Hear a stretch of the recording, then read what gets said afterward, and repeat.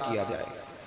قیامت کا وقوع ہونا ضروری ہے، اور قیامت تو جب قائم ہوگی تب ہوگی، دنیا میں بھی ایسا ہوتا ہے۔ ظلم کا انجام ٹھیک نہیں ہوتا، جبر کا انجام، جھوٹ کی زندگی لمبی نہیں ہوتی، دھوکے، فریب، فراڈ، ملمہ سازی، ان چیزوں کی عمریں اللہ نے تھوڑی رکھی ہیں۔ وقتی طور پر ظالم کو، دھوکے باز کو، جابر کو جو مہلت ملتی ہے وہ سمجھتا ہے میری سیاست کام کر رہی ہے، وہ سمجھتا ہے میں بڑا دانا ہوں، بڑا چالاک ہوں، دیکھ لو اتنے ظلم کے، جبر کے، دھوکے کے باوجود بنا ہوا ہوں۔ حالانکہ اللہ کی طرف سے اسے مہلت ملتی ہے، اور بڑا ہی مہربان ہے۔ مہلت اس طرح دیتا ہے کہ میرے نبی پاک علیہ السلام نے فرمایا جب میرا مسلمان نیکی کرتا ہے تو اللہ فرشتوں سے فرماتا ہے 70 گنا بڑھا کے لکھ لو اس کی نیکی، 70 گنا۔ اور جب گناہ کرتا ہے تو اللہ فرماتا ہے ٹھہر جاؤ ابھی لکھنا نہ، اسے ٹائم دو۔ یا اللہ کتنا؟ فرمایا 24 گھنٹے تو دو، ہو سکتا ہے توبہ کر لے۔ یہ اس کی مہربانی ہے۔ اب وہ جو اللہ نے مہلت دی ہے نا کہ شاید توبہ کر لے، لوگ سمجھتے ہیں میری چالاکی کی وجہ سے نظام سیٹ چل رہا ہے، میں بڑا تیز ہوں، 2 4 5 باتیں بولتا ہوں سب صحیح ہو جاتا ہے۔ لوگ اس کو اپنی دانائی سمجھ لیتے ہیں، حالانکہ وہ اللہ کی طرف سے۔ فرعون نے کئی 100 سال حکومت کی، اور اس طرح اس نے ظلم کیے کہ لاکھوں اور ہزاروں بچے قتل ہی کرا دیے۔ 12,000 عورتوں کے پیٹ میں حمل تھا، اس نے ضائع کرا دیا۔ جب حضرت موسیٰ علیہ السلام اپنی قوم کو لے کے نکلے، رستے میں دریا آ گیا، فرعون پیچھے لگا ہوا تھا۔ وَإِذْ فَرَقْنَا بِكُمُ الْبَحْرَ فَأَنْجَيْنَاكُمْ، اللہ فرماتے ہیں تمہارے لیے میں نے دریا کو پھاڑا اور تمہیں نجات دے دی۔ وَأَغْرَقْنَا آلَ فِرْعَوْنَ، اور فرعون کو غرق کر دیا۔ وَأَنْتُمْ تَنْظُرُونَ، تم کھڑے دیکھ رہے تھے۔ اب جب حضرت موسیٰ دریا کے کنارے پہنچے تو فرعون بھی پیچھے آیا۔ فرعون لوگوں سے کہا کرتا تھا کہ میں کہتا ہوں تو دریا چلتا ہے، میں کہتا ہوں تو ہوائیں آتی ہیں، میرے حکم کے پابند ہے سارے۔ جاگ رہے نا آپ حضرات، غور فرمائیے گا بات پر۔ دعویٰ تھا اس کا کہ میں کہتا ہوں تو نظام زندگی چلتا ہے۔ اب جب دریا کے کنارے پہنچی حضرت موسیٰ علیہ السلام تو اللہ نے حکم دیا کہ آپ عصا مارے۔ جناب موسیٰ نے عصا مارا، 12 رستے بن گئے۔ اب حضرت موسیٰ کی قوم گزر رہی تھی تو فرعون سے پوچھنے لگے کہ تو کہتا تھا میرے حکم سے چلتا ہے، تو وہ تو حضرت موسیٰ نے ڈنڈا مارا ہے تو رستہ بن گیا ہے۔ باز نہیں آتا انسان باز بنے بڑے ہیں اس کے پاس، بڑی دلیلیں ہیں۔ جھوٹ سچ بول کے اپنے آپ کو مطمئن کرتا ہے، آخر دم تک تبدیل ہونے کو تیار نہیں ہوتا، دلیلیں گھڑتا رہتا ہے، بناتا رہتا ہے، شور کرتا ہے جان بوجھ کے۔ بھئی تو کہتا تھا میرے چلانے سے چلتا ہے، تو باز ابھی بھی نہیں آیا۔ کہنے لگا میں نے ہی حکم دیا ہے کہ ذرا پھٹ جا، مجھے یہ زندہ چاہیے۔ باز رسی جل گئی، بال کہنے لگا میں نے ہی کہا ہے دریا کو کہ یہ مجھے زندہ چاہیے، میرے بھاگے ہوئے ہیں تو اس لیے پھٹا ہے، تو آؤ میرے ساتھ دریا کراس کرے۔ تو پتا تو ان کو بھی تھا نا جتنا تو رب بنا ہوا ہے، پتا تو تھا، سارے جانتے تھے۔ کہنے لگے تو پہلے کراس کر، اگر تو بچ گیا تو ہم بھی پیچھے آتے ہیں۔ اب چاروں ناچار۔ ایک روایت تو یہ ہے کہ یہ جب خدائی کا دعویٰ کرتا تھا نا، تخت پہ بیٹھا ہوتا تھا، تو ایک دن حضرت جبریل آئے اس کے پاس انسانی شکل میں، تو کہنے لگے میں بڑی دور سے آیا ہوں تو ایک مسئلہ پوچھنا تھا۔ کہا پوچھو۔ کہنے لگے ایک غلام تھا کسی بادشاہ کا، تو بادشاہ نے اسے تھوڑی دیر کے لیے ایک علاقے کی سربراہی دے دی۔ کتنی دیر کے لیے؟ کتنی دیر کے لیے ہمیں سربراہیاں ملتی ہیں؟ کیوں جی؟ تھوڑی دیر کے لیے ملتی ہے نا، تھوڑی دیر کے لیے سربراہی دے دی ایک غلام کو۔ ذرا بات کو سمجھیے، حضرت جبریل پوچھتے ہیں، کہتے ہیں سربراہی مل گئی۔ اب وہ مالک ہی بن کے بیٹھ گیا ہے، وہ بات ہی نہیں سنتا، اسے تھوڑی دیر کے لیے بنایا تھا، وہ تو خدائی کا دعویٰ کرنے لگا ہے۔ آپ بتائیں اس کا انجام کیا ہونا چاہیے، یہ مسئلہ پوچھنے آیا ہوں۔ تو فرعون کہنے لگا اس کا انجام یہ ہے کہ اسے پانی میں غوطے دے دے کے مار دے۔ انجام کیا ہے؟ بولیے بولیے، کیا انجام ہے؟ کیا انجام ہے جی؟ پانی میں، اللہ اکبر، اپنی سزا تجویز کر رہا ہے۔ اس کی سزا کہ اسے پانی میں غوطے دے دے کے مارو ظالم کو۔ اسے تھوڑی دیر کے لیے بنایا تھا اور وہ چھا ہی گیا ہے، قبضہ ہی کر گیا ہے۔ حضرت جبریل کہنے لگے جی آپ لکھ کے دے دیں گے؟ کہنے لگا لاؤ لکھ دیتے ہیں۔ لکھوا لیا، جناب جبریل رکا لے کے تشریف لے گئے۔ اب جب فرعون دریا میں آیا نا تو اللہ نے حکم دیا مل جا۔ جب دریا ملا چیخنے لگا تو حضرت جبریل آئے، کہنے لگے تیرا ہی فتویٰ ہے، یہ تیری سزا ہی ہے نا، ہم بھی بڑی سزائیں تجویز کرتے ہیں۔ یہ جھوٹا ہے جی، اس کا تو فلانا علاج ہونا چاہیے، تو اگر تو جھوٹ بولے تو یہ فلانا بڑا جاور ہے جی، اس کے ساتھ اس طرح ہونا چاہیے، تو اگر تو یہ کام کرے تو جو سزا تو لوگوں کے لیے تجویز کر رہا ہے تو اپنے بارے میں بھی سوچ۔ اب جب غوطے آئے نا، آخری وقت دیکھا وہ فرعون جو کہتا تھا میری مرضی سے دریا چلتا ہے۔ علامہ صاوی نے تفسیر صاوی میں لکھا ہے تڑپ کے رونے لگا۔ جب یہ مزاج ہے، ایک دفعہ اوپر آتا ہے آدمی جب دریا میں جاتا ہے، اوپر آیا تو چیخنے او میرے حواریو خدا کا واسطہ مجھے بچاؤ۔ کہنے لگے تو کہتا تھا میری مرضی سے چلتا ہے۔ بے بسی ہے، تڑپتا ہے، روتا ہے، وارث شاہ مان کری نہ وارثاں دا، رب بے وارثہ کر کے مار دائی، تڑپ رہا ہے، چلا رہا ہے، کوئی مدد کو نہیں پہنچتا۔ اب جب آخری غوطہ آیا تو کہنے لگا آمنا بے رب موسیٰ و ہارون، میں موسیٰ کے رب کو بھی مان گیا، ہارون کے رب کو بھی۔ اللہ نے فرمایا نہیں، اب تیرا ماننا قابل قبول ہے، اس وقت ماننا تھا جب تجھے مہلت دی تھی، جب تو جوان تھا۔ بڑھاپا آتا ہے، بیماری آتی ہے، جوان آدمی بیماری کا شکار ہوتا ہے تو کہتا ہے یا اللہ ایک دفعہ صحیح کر دے، میں ساری پڑھا کروں گا، ایک دفعہ ٹھیک کر دے، میں مسجد میں رہوں گا، میں اگلے سال اعتکاف بھی کروں گا، میں ساری تراویحیں پڑھوں گا۔ تو اس وقت پڑھنی تھی جب تجھے مہلت دی تھی، اس وقت پڑھنا تھا جب اللہ نے تجھے آسانی دی، زندگی دی۔ اگلا وقت یہ حال ایک کا نہیں ہوا۔ نمرود کو دیکھ لیں، حضرت ابراہیم علیہ السلام کو کہتا تھا میں رب ہوں، آپ نے فرمایا رب تو وہ ہے جو زندہ کرتا اور مارتا ہے۔ ایک موت کا قیدی بلایا، کہنے لگا ہاں بھائی کتنے دن رہ گئے تھے پھانسی میں؟ کہنے لگا جی پرسوں ہونی تھی، کہا جا تجھے آزاد کیا، لو میں بھی زندگی دیتا ہوں۔ ایک بے گناہ آدمی کو پکڑ کے قتل کر دیا، کہتا میں بھی مارتا ہوں۔ حضرت ابراہیم علیہ السلام کہنے لگے تو بیوقوفوں جیسی دلیلیں دے رہا ہے، چل اس طرح کر، میرا رب سورج مشرق سے نکالتا ہے، تو اگر رب ہے تو مغرب سے نکال کے دکھا۔ اب دلیل کا جواب کوئی نہیں تھا تو کہنے لگا پکڑو اور آگ میں ڈال دو۔ اللہ کے نبی کو آگ میں ڈالنے والا، یہاں ایک مچھر بیٹھا ہے، 400 سال حکومت کی اور خدائی کا دعویٰ کیا، یہاں مچھر بیٹھا تھا، چھینک آئی تو مچھر اندر چلا گیا۔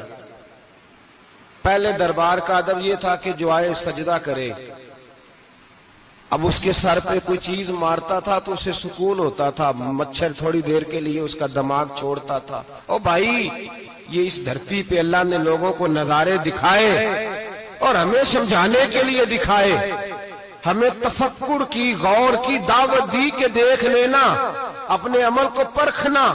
تمہارے عمل حضرت موسیٰ کے فرما برداروں جیسے ہیں، جناب ابراہیم کے فرما برداروں جیسے ہیں، یا بن کے بیٹھ گئے ہو؟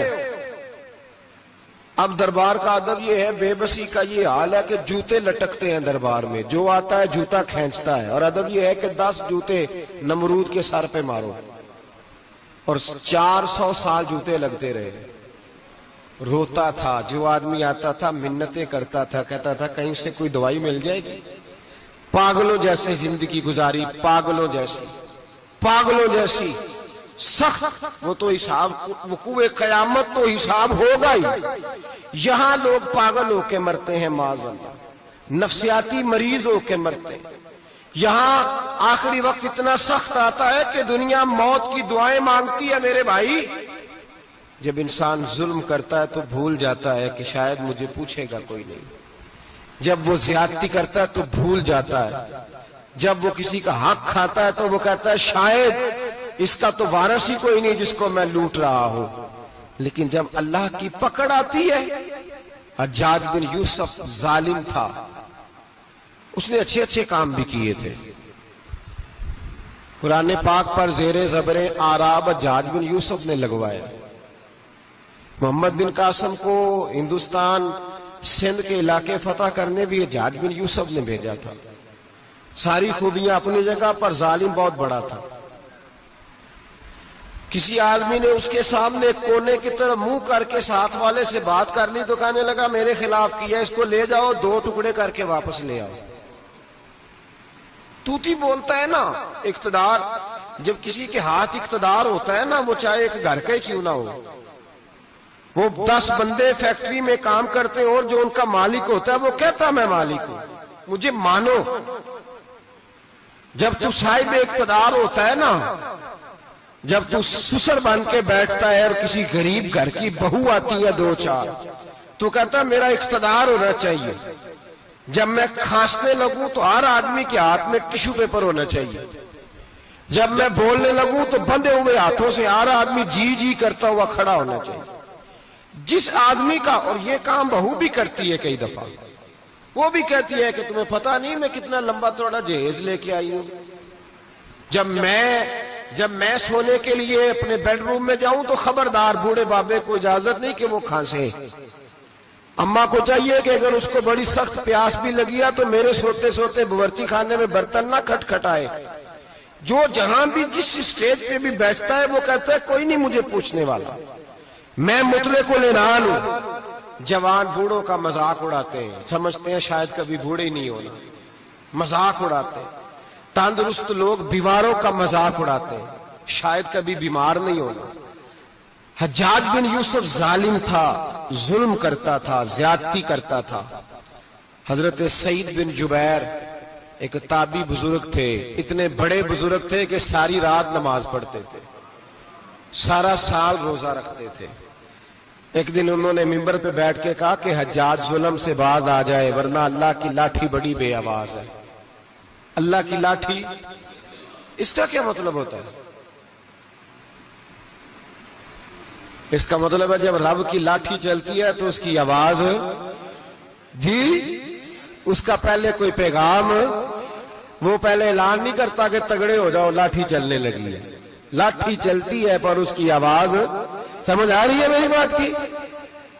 جمعۃ الوداع کے لیے تشریف لانے والے احباب خاص غور فرمائیے گا.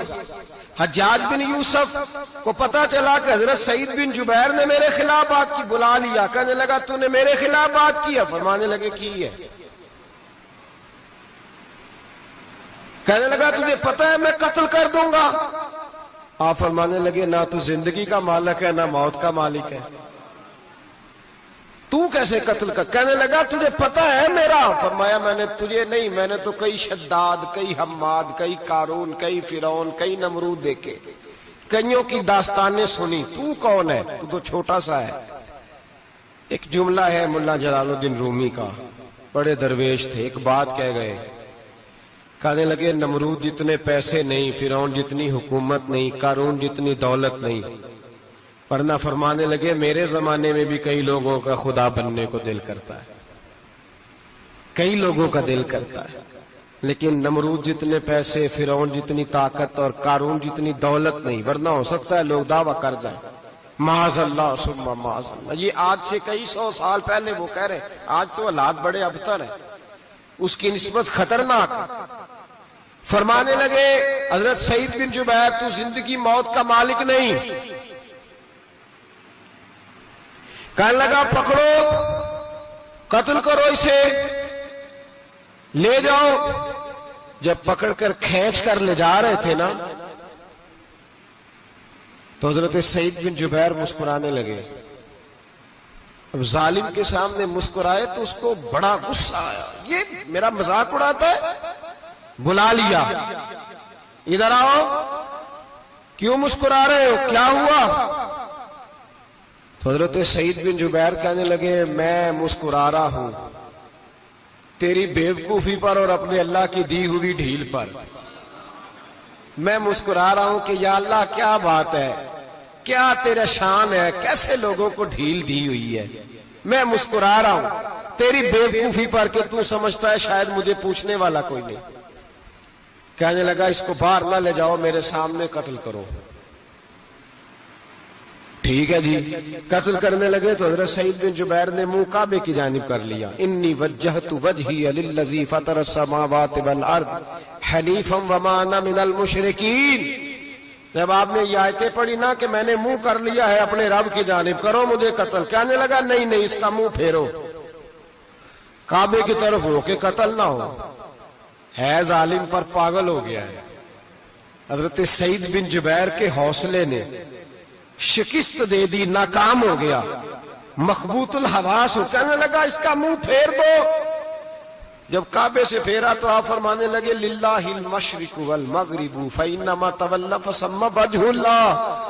اللہ فرماتا ہے تو مشرق اور مغرب سارا ہی اللہ کا ہے، جدھر بھی منہ کرو گے ادھر اللہ ہی اللہ ہے، جدھر بھی منہ کرو گے ادھر اللہ ہی اللہ ہے چاروں جانب. پھیر دے جدھر منہ پھیرنا ہے تو نے، پھیر دیا منہ.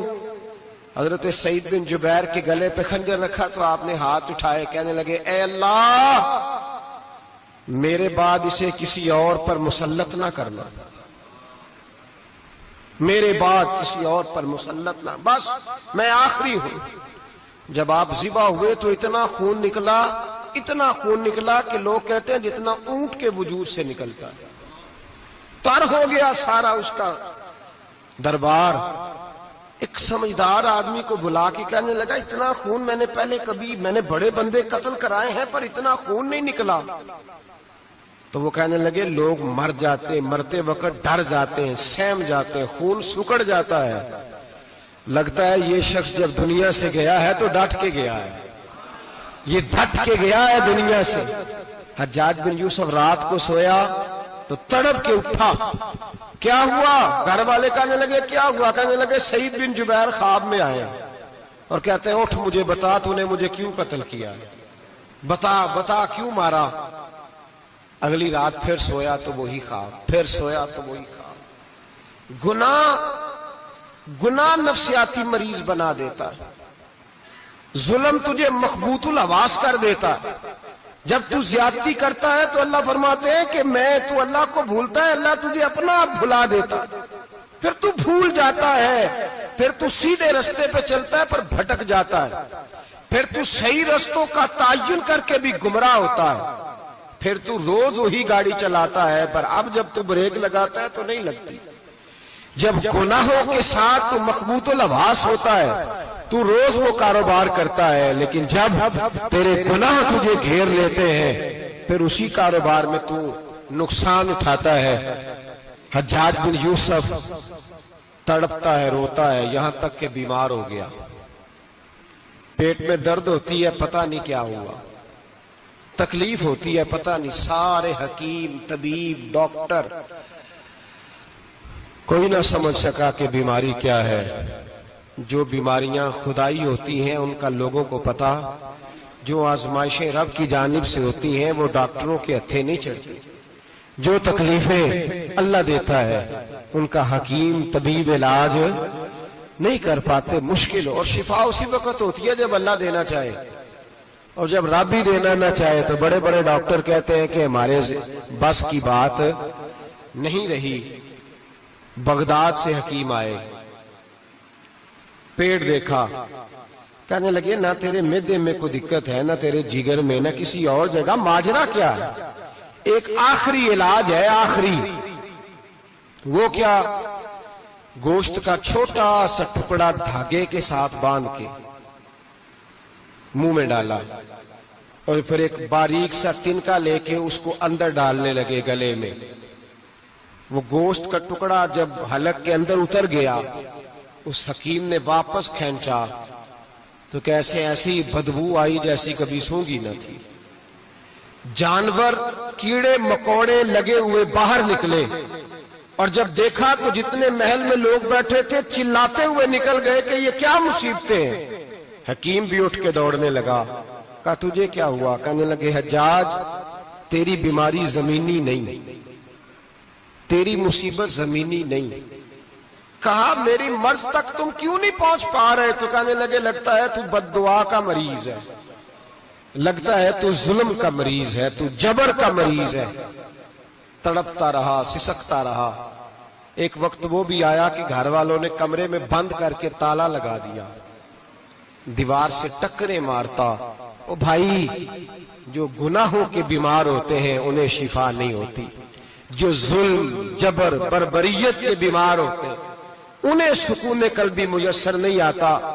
دوائیاں ان بیماریوں کی بنی ہوئی ہیں جو بیماریاں زمینی ہیں، جو بیماریاں خوراک کی بد پرہیزی سے ہوتی ہیں، جو گناہوں کی بد پرہیزی سے ہوتی ہیں، ان کی بیماریاں، ان کی شفا توبہ ہے، ان کی شفا رجوع اللہ ہے، ان کی توبہ اللہ سے معافی مانگنے سے شفا ہوتی ہے۔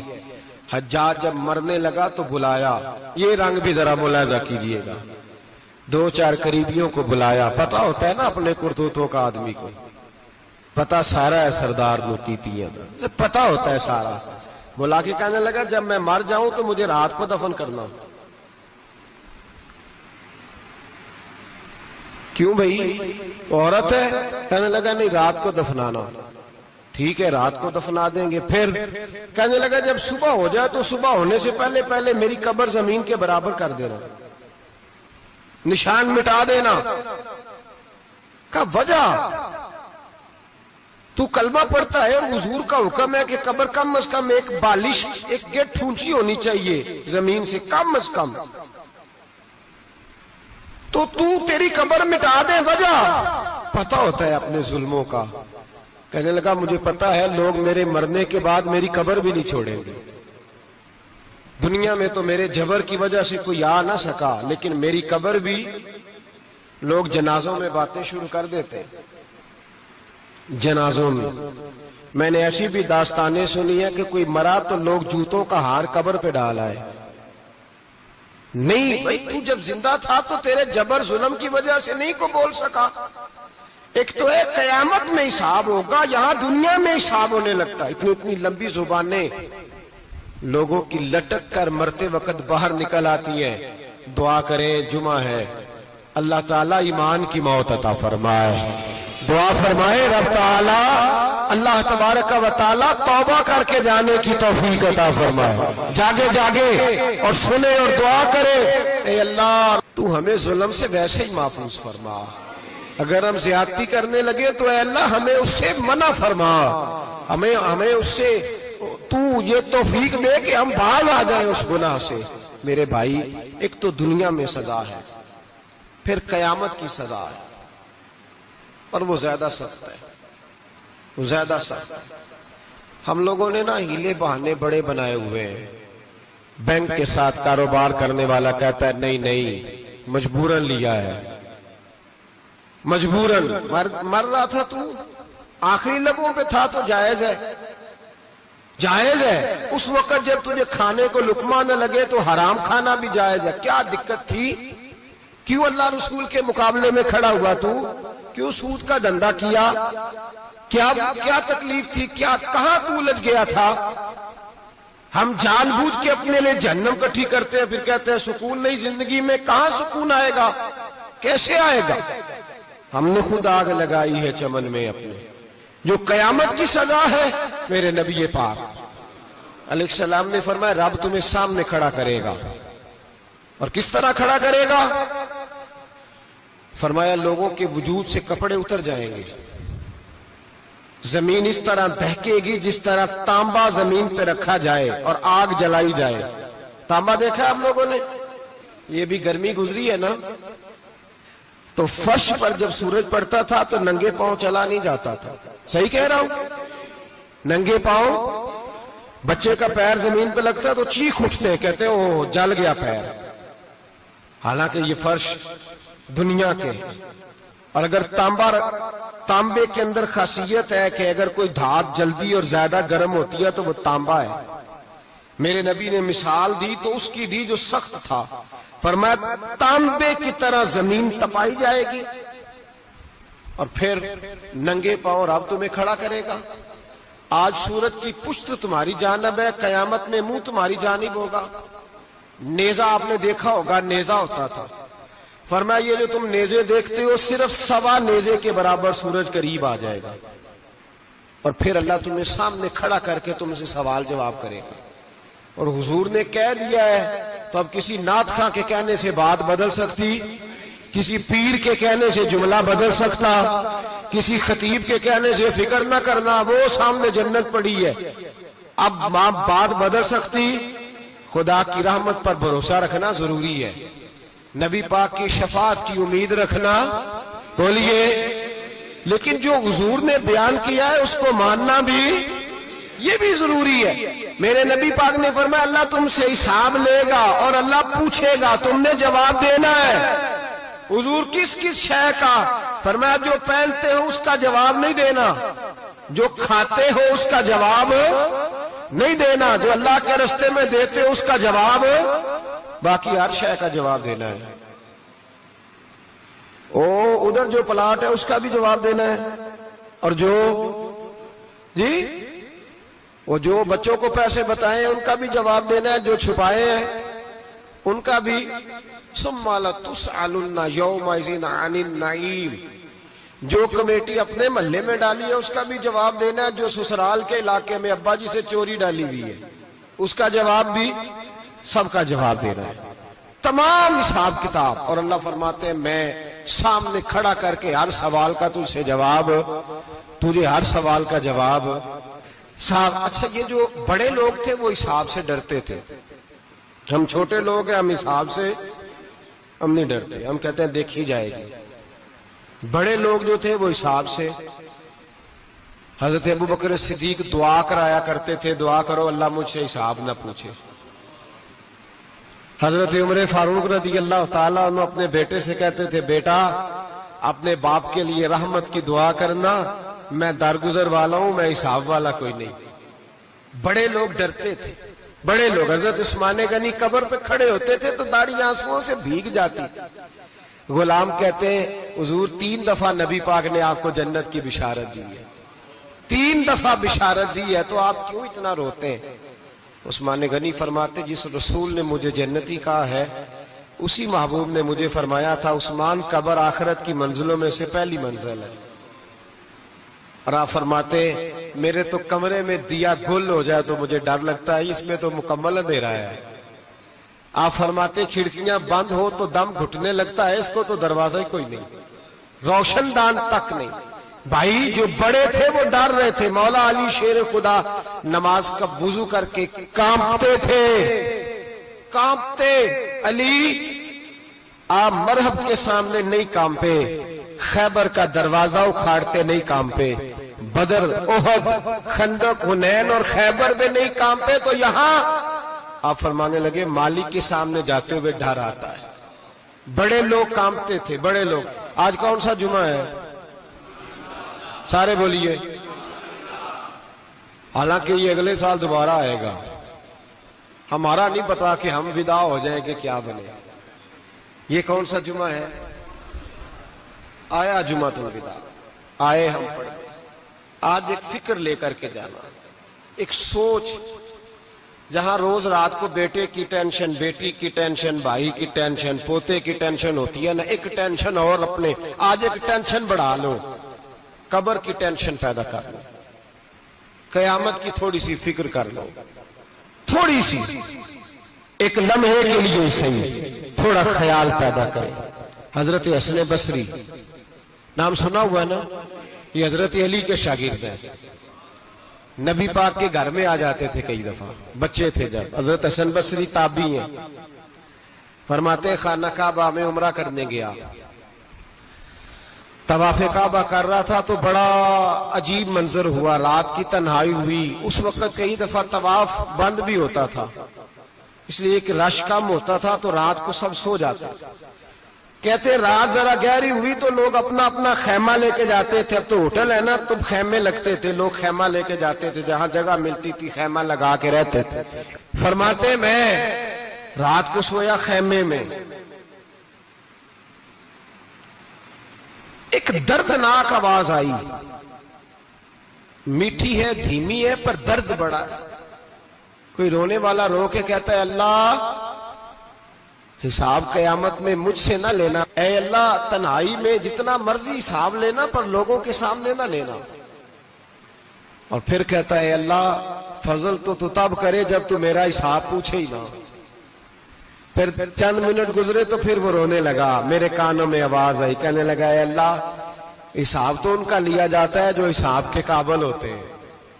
اعلیٰ حضرت کہتے ہیں نا رضا سے تو کیا حساب لے گا, رضا بھی کسی حساب میں ہے. اے اللہ میں قابل نہیں, مجھ سے حساب نہ لینا. کہتے تھوڑی دیر گزری تو پھر وہ رونے لگا, پھر ذرا سانس سنبھلے تو پھر کہنے لگا اے اللہ میں تو لوگوں کو کوئی بندہ حساب پوچھ لے تو نہیں دے سکتا, میں تجھے کیسے حساب دوں گا. پھر تڑپنے لگا. کہتے تھوڑی دیر گزری تو پھر ایک لفظ انہوں نے کہے رونے والے نے, کہنے لگے اللہ دیکھ تیرے محبوب کا فرمان ہے جو معافی مانگے تو اسے معاف کر دیا کرتا ہے. اے اللہ میں معافی مانگنے آیا ہوں اور مسجد نہیں آیا, میں کعبۃ اللہ ہی آ گیا ہوں. کہتے ہیں وہ اتنا روئے کہ چیخ آئی ان کی, اور جب دھڑام سے کوئی زمین پہ گرا تو میں پریشان ہوا کہ اب تو بے ہوش ہو گیا. فرماتے ہیں میں زور سے اٹھا فٹافٹ اور اس شخص کی طرف بڑھا. میرے دل میں خیال ہے کوئی گناہگار ہے بیچارہ, تو چلو میں بھی دعا کرتا ہوں, اس کو کہتا ہوں بیٹے فکر نہ کر اللہ تیری مدد کرے گا. فرماتے میں گیا اس نیت کے ساتھ کہ میں کہوں گا چلو اٹھو تم بھی دعا کرو میں بھی کرتا ہوں, اللہ ہم سے حساب نہ پوچھے. کہتے میں گیا تو وہ شخصیت بے ہوش پڑی تھی, کالے سیاہ بال ان کے چہرے پہ بکھرے ہوئے تھے. کہتے ہیں لوگوں جب میں نے زلفیں ہٹائیں چہرے سے تو میرا وجود کانپنے لگا آسمان ٹوٹ پڑے گا, زمین پھٹ جائے گی, ستارے بکھر جائیں گے, آج بہ جائیں گے سمندر. فرماتے میری چیخیں نکل گئی, یہ کوئی گناہگار تو نہیں, یہ تو حضرت فاطمہ کے پوتے امام زین العابدین ہے, یہ تو امام حسین کا وہ بیٹا ہے جو کربلا میں تنہا بچے تھے. فرماتے میں امام کا چہرہ دیکھا تو بھاگ کے آیا اور میں نے اپنی داڑھی ان کے پیروں کے ساتھ مس کی اور میں نے کہا حضور اٹھیے. امام اٹھے تو میں نے کہا شہزادے تیرے تو اشارے سے اللہ کئی گناہگاروں کو بخشے گا, تیری تو دعا سے اللہ بخشے گا, یہ کیا کر رہے ہو. تو امام زین العابدین کہنے لگے حسن بصری ادھر آ یار, ادھر آؤ بزرگو, میرے دادا کے پاس رہنے والے ہو. میں نے نا آج ہی سنا ہے کہ اس کا عذاب بڑا سخت ہے, آؤ میرے لیے دعا کرو, اللہ پاک مجھ سے حساب نہ پوچھے. کہا حضور نہ کریں. آپ فرمانے لگے تجھے نہیں پتا کچھ چیزیں ایسی ہیں کہ رب نے اگر حساب پوچھا تو میں واقعی جواب نہیں دے پاؤں گا, چل کر میرے لیے دعا. کہتے میں نے ہاتھ باندھے حضور میں نہیں کرتا, اٹھا کہہ. فرماتے ہیں میں نے ہاتھ اٹھائے, میں نے کہا اے اللہ تیرے رسول کا شہزادہ ہے, یہ تیرے رسول کا شہزادہ ہے, یہ کہہ رہا ہے تو فضل کر. وہ بھائی جو بڑے تھے وہ تو تڑپتے تھے, سسکتے تھے. ابو علی ہیتی کہتے خانہ کعبہ میں پتھر پہ سر رگڑ رگڑ کے کوئی بوڑھا کہہ رہا تھا اے اللہ اول تو حساب نہ لینا, اور اگر لینا تو مجھے اندھا کر کے اٹھانا, میں تیرے نیک بندوں کے سامنے شرمندہ نہیں. اقبال رو پڑے. اقبال کچھ لوگوں نے لکھا ہے یہ آخری ربائی ہے ڈاکٹر اقبال کی, آخری. اس کے بعد شاید اس نے کلام نے کچھ سیرت نگاروں کا خیال ہے. اقبال مدینے کی طرف منہ کر کے کہنے لگے تو غنی از ہر دو عالم من فقیر, اللہ تو غنی ہے میں تو فقیر ہوں. روز محشر عذر ہائے من پذیر, اے اللہ اول تو میرا کوئی عذر قبول کر لینا محشر کے دن, اور اگر نہ کرنا ہوا گر تمہیں بینم حسابم نا گزیر, اگر ضرور ہی میرا حساب لینا ہے، اے اللہ اگر تو نے ضرور لینا ہے، اے اللہ اگر ضرور ہی لینا حساب، اول تو میرا عذر مان لینا، میری کمزوری پہ رحم کرنا، اے اللہ میرے بڑھاپے پر میری کمزوری پر رحم کرنا، اگر ضرور حساب لینا ہے از نگاہ مصطفیٰ پنہا بغیر، تو اے اللہ ذرا حضور کی نگاہوں سے اوجھل کر کے لینا، اے اللہ مجھے شرم آئے گی۔ میرے مصطفیٰ کریم فرمائیں گے میں تو تجھے ہر بات سمجھا کے آیا، ایک ایک جگہ تیری رہنمائی کر کے آیا، تو کیسے عمل کما، ذرا اوجھل کر کے از نگاہ مصطفیٰ پنہا بغیر، ذرا حضور کی آنکھوں سے اوجھل کر کے سائیڈ پہ کر کے لینا، میں برداشت نہیں کر پاؤں گا۔ حضرت ابو علی ایتی کہتے ہیں بابے نے سر رکھا ہوا ہے اور کہتے ہیں اللہ مجھے اندھا کر کے اٹھانا، فرماتے میں گیا، میں نے کہا چلو میں دعا کرتا ہوں جا کے، فرماتے جب میں نے جا کے بزرگوں کی کمر پہ ہاتھ رکھا، ان کا چہرہ دیکھا تو یہ کوئی گناہگار تو نہیں، یہ تو بغداد کے پیر عبد القادر جیلانی ہے، یہ تو محبوب سبحانی غوث سمدانی ہے، یہ تو وہ شخص ہے جو قدم لگائے تو اللہ ولایت عطا کرتا ہے۔ جو بڑے تھے وہ ڈر رہے تھے، معین الملت والدین، عطائے رسول، ہند الولی، غریب نواز حضرت خواجہ معین الدین اجمیری رحمت اللہ علیہ، خواجہ قطب الدین بختیار کاکی کو تنہائی میں بلا کے کہنے لگے معین الدین سید زادہ ہے، معین الدین حضور کے خاندان میں پیدا ہوا ہے، معین الدین سے اس کے پیر کو بڑی امیدیں تھیں، معین الدین کو رسول پاک نے ہندوستان بھیجا تھا، پر قطب الدین یار معین الدین تبلیغ کا حق نہیں ادا کر سکا۔ حضرت خواجہ قطب الدین کہنے لگے حضور 90 لاکھ تو مسلمان کر دیے، اور کیا حق تھا؟ فرمایا نہیں، جب تو تہجد کی نماز پڑھے نا بیٹا اپنے لیے دعا مانگنا، تو خدا سے کہنا مولا میرے پیر کی کوتاہیاں معاف کر، وہ جس اعزاز کا تھا وہ کام نہیں کر سکتا، جو بڑے تھے ان کی تو باتیں بڑی تھی، یہ جو ہم چھوٹے آئے ہیں نا نئے، ٹکٹیں دیتے پھرتے ہیں، ٹکٹیں، بے نمازی جاہل ان پڑھ پیر ٹکٹیں بانٹتا ہے لوگوں کو، تو بھی بخشا ہے تو بھی بخشا ہے، وہ 90 لاکھ لوگوں کو رائے حق پر لگا کے بھی کہتے تھے نہیں، حق تو یہ ہے کہ حق ادا نہ ہوا، حق تو یہ ہے کہ حق کوئی شے پلے نہیں، ڈٹا ہوا کھڑا ہے مسلمان، ڈٹا ہوا، یہ حساب سنے۔ کسی نے حضرت ابو ہریرہ سے کہا کہ کوئی ایسی حدیث سناؤ جو آپ کو بھی بڑی محبوب ہو۔ حضرت ابو ہریرہ نے چیخ ماری، رونے لگے اور بے ہوش ہو گئے، پھر ہلایا، پانی پلایا، اٹھے، کہا حضور بات کی تھی حدیث سنائے، پھر رونے لگے۔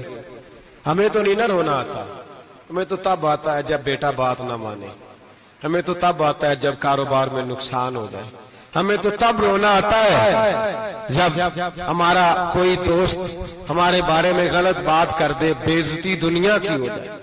حضرت ابو ہریرہ 3 دفعہ ہوش آیا، 3 دفعہ روئے اور کہنے لگے عزیزو یہ وہ والی حدیث ہے کہ میں سوچتا بھی ہوں تو میں تڑپ اٹھتا ہوں۔ کہا کون سی حدیث؟ تو حضرت ابو ہریرہ کہنے لگے میں نے نبی پاک سے سنا ہے قیامت میں سب سے پہلے علماء کا حساب ہوگا، سب سے پہلے علماء کا۔ رب کریم فرمائے گا تمہاری دین کے نام پر بڑی موجیں تھیں، ہمارے بڑے پوسٹر چھپتے تھے، لائنیں بنا کے لوگ تمہارے ہاتھ چومتے تھے،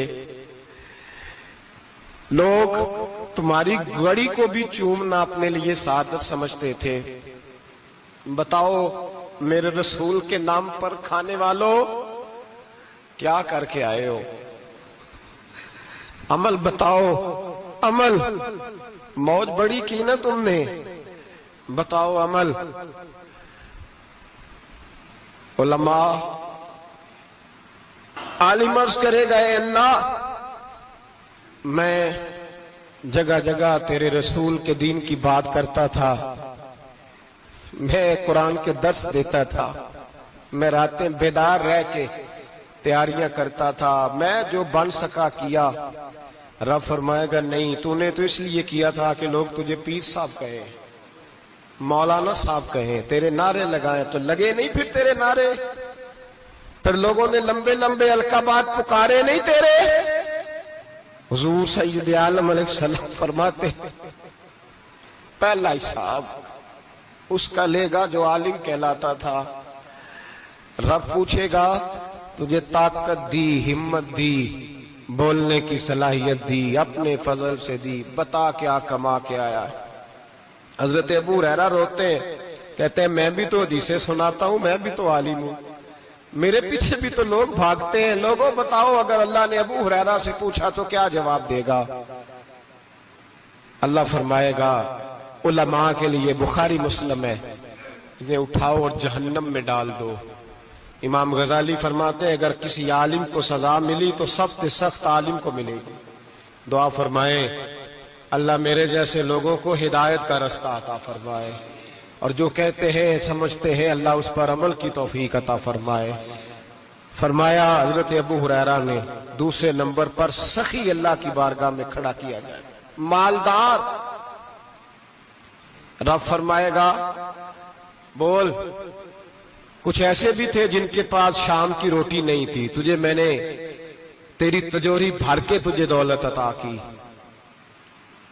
تجھے وراثت میں میں نے مربے دیے، جائیدادیں دی، بتا۔ وہ کچھ وہ تھے سویرے مزدوری کرنے جاتے تھے، کما کے لاتے تھے، ہزاروں روپیہ تیری بینک میں پڑا تھا، بتا کیا کیا تو نے؟ اے اللہ میں نے مسجد میں دیے، مدرسے میں دیے، 30 دن افطاریاں پکاتا رہا۔ اللہ فرمائے گا تو جھوٹ بولتا ہے، تو سارا کچھ اس لیے کرتا تھا کہ لوگ تجھے سخی کہے۔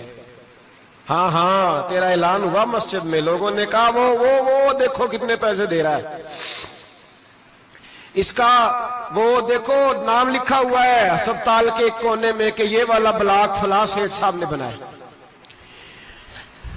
یہ دیکھو لکھا ہوا ہے کہ یہ کمرہ مدرسے کا اس نے بنایا، تو لکھ دیا گیا، نعرے لگ گئے، اب جا دوڑ جا۔ اللہ جہنم میں پھینک دے گا۔ فرمایا پھر شہید کھڑا کیا جائے گا، ہاں بھئی تجھے طاقت دی، ہمت دی، بتا کہاں خرچ کی، کہاں؟ اے اللہ شہید ہی ہو گیا۔ فرمایا وہ تو اس لیے ہوا تھا کہ لوگ تجھے شہید کہیں، بہادر کہیں، تیرے نام پہ روڈ کا نام رکھا جائے، تمغہ حسن کارکردگی ملے سو مل گیا۔ میرے لیے بتا کیا کر کے آیا ہے، میرے لیے، اسے اٹھاؤ اور جہنم میں پھینک دو۔ بھائیو عذاب کڑا ہے، عذاب سخت ہے، حساب سخت ہے، اور جو حساب لینے والا ہے اس کو میں تراویح ہو رہی تھی تو قاری صاحب نے ایک سورہ یاسین شروع کی، وَامْتَازُوا الْيَوْمَ أَيُّهَا الْمُجْرِمُونَ۔ اللہ فرماتا ہے قیامت میں میں کہوں گا مجرم جو ہے نا وہ صفوں سے باہر آ جائے، صفوں سے باہر آ جائے۔ ایک ہمارے فزکس کے ٹیچر ہوتے تھے تو بڑی سخت چھڑی مارتے تھے، تو جب وہ قد بھی بڑا تھا، جلال بھی بڑا تھا، اور اصول بڑے اچھے انسان تھے لیکن سخت تھے، تو مجھے یاد آتا تھا کہ جب وہ سویرے آ کے کہتے جس نے کام نے لکھا وہ باہر نکل آئے، دو قسم کی چوٹ لگتی تھی۔ ایک تو خیال یہ آتا تھا کہ شرمندگی بڑی ہوگی کہ سارے اسٹوڈنٹ بیٹھے ہیں اور 2 3 4 ان کو کہا وہاں مرغے بن جاؤ، بڑی شرم آتی تھی۔ اور پھر جب وہ مارتے تھے اتنا سخت مارتے تھے کہ کئی دن تکلیف رہتی تھی، بتایا نہیں جاتا تھا۔ وہ اسٹوڈنٹ بتاتے تھے کہ یار اس سے بچو کسی بھی طریقے، اور کسی کا کام رہ بھی جاتا تھا کہتے تھے اس پیریڈ کی ڈیوٹی سبق یاد کر کے آنا ہے۔ سخت ٹیچر کے بارے میں تیرا میرا یہ رویہ ہے۔ تو یاد آ رہا تھا وہ کہہ رہے تھے نا وَامْتَازُوا الْيَوْمَ أَيُّهَا الْمُجْرِمُونَ، تو میں صف میں کھڑا تھا تو 2 قطرے میرے بہہ گئے آنسو کے. مجھے ساتھ بچہ کہنے لگا تبھی یہ ٹھیک ہے. میں نے کہا تبھی یہ تو ٹھیک ہے، کچھ یاد آ گیا ہے کہ میدان محشر میں یہاں تو چھپے ہوئے ہیں نا عیب، چھپے ہوئے. اور بھائی رب بڑا کریم ہے، عیبوں کے باوجود نوازتا ہے. میرا دعویٰ یہ ہے اگر ہمارے عیب کھل جائیں، لوگ ہمیں دھرتی پہ جینے نہ دیں، لوگ جینے نہ دیں، نکال دیں، اپنے بھی ہمیں برداشت نہ کریں، یہ تو اس کا کرم ہے. پتہ سارا ہے سردار نو کیتیاں دا، پردہ چپایا ہی تیرا بھلا ہو سی. وَامْتَازُوا الْيَوْمَ أَيُّهَا الْمُجْرِمُونَ. اللہ فرمائے گا مجرم باہر آ جائے. یا اللہ کیا ہوگا؟ جب سوال جواب ہوں گے تو رب فرماتے ہیں تیری زبان پہ مور لگا کے بند کر دوں گا. تیرے ہاتھ بولیں گے، پیر بولیں گے، سر بولے گا، پیٹ بولے گا.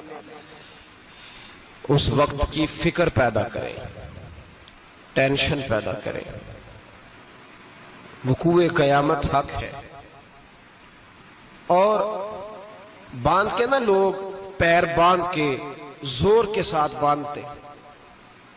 سگا بیٹا جب قبر میں دفن کرتا ہے نا تو وہ بھی کہتا ہے وہ کونا، یہ کونا تھوڑا سا مٹی کم ہے، یہاں بھی مٹی ڈالو. پہلے لوگ روزانہ جاتے ہیں، پھر ہفتے کے بعد، پھر مہینوں بیت جاتے ہیں. کچھ قبریں ایسی بھی ہیں جن پہ کھڑے ہوں تو لگتا ہے قبریں رو رہی ہیں اور کہتی ہیں جاؤ میرے گھر والوں سے جا کے کہو کوئی پھیرا ہی لگا جائے. ایک دفعہ آئے تو صحیح، کوئی مٹی نہیں ڈالتا. بادشاہوں کی قبریں روتی ہیں، سرمایہ داروں کی قبریں روتی ہیں، کوئی جاتا نہیں. اتنے اتنے موٹے سوراخ ہے قبروں میں. آپ اپنے شہر کے قبرستان پھر کے دیکھ لیں، سوراخ ہے. او بھائی حضرت مولا علی شیر خدا قبرستان گئے تو پہلے رونے لگے، پھر کہنے لگے قبروں والوں کیا حال ہے تمہارا؟ تو آپ فرماتے ہیں مردہ مجھے اندر سے بول کے کہنے لگا علی کفن پھٹ گیا، ہڈیاں ٹوٹ گئی. مال تو دے آئے تھے وارثوں کو پر حساب ہمیں دینا پڑ رہا ہے، تو بتا پیچھے کیا حالات ہیں. تو حضرت علی کہنے لگے تمہاری بیویوں نے اور نکاح کر لیے، تمہارے دوستوں نے نئے دوست بنا لیے، تمہاری اولادوں نے تمہارے بغیر جینا سیکھ لیا، تمہاری جائیدادیں بٹ گئیں، تمہارا پیسہ تقسیم ہو گیا. پہلے تو کوئی تمہارا نام لیتا تھا، اب تو تمہارا ذکر ختم ہو گیا ہے. اب تو 1-2 نسل تک تمہارا ذکر تھا، اب تو تمہیں یاد ہی کوئی نہیں کرتا. کہتے ہیں لوگ یہاں کوئی رہا کرتا تھا، یہاں کوئی ہوا کرتا تھا. اب تو تم قصہ پارینہ، قصہ ماضی ہو گئے. حساب کا وقت قریب ہے، قریب آ گیا وقت. اللہ فرماتے اقترب للناس حسابهم وهم فی غفلۃ معرضون. فرمایا حساب کا وقت قریب آ گیا ہے تو ابھی بھی غافل ہے. جمعۃ الوداع ایک پریشانی لگانے کا ارادہ تھا، بڑی پریشانیاں پالی ہیں، ایک پریشانی اور پال لو. جس کو یہ پریشانی لگ جائے اس کی عمل سنورنے لگ جاتا ہے. یہ پریشانی پال لو کہ اگر مجھے حساب دینا پڑے. حضرت عمر کا فرمان، آپ فرمایا کرتے تھے اپنا حساب خود کر لو قبل اس کے کہ اللہ تمہارا حساب کرے. خود کر لو اپنا حساب، خود کھاتے ٹھیک کر کے رکھو، چیک کر کے رکھو. میری دعا ہے اللہ پاک ہمیں ان میں شامل کرے جن کو وہ معاف کرنے والا ہے. آمین تو کہہ دے. اللہ تبارک و تعالی ہمیں ان لوگوں میں شامل کرے جنہیں اللہ بغیر حساب جنت عطا کرنے والا. فکر پیدا کرے، سوچ پیدا کرے. اللہ تبارک و تعالی کو راضی کرنے کے ایام ہے اور اس کی رضا کی طرف توجہ کریں سارے حضرات.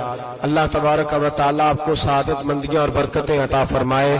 آخر دعوانا الحمدللہ.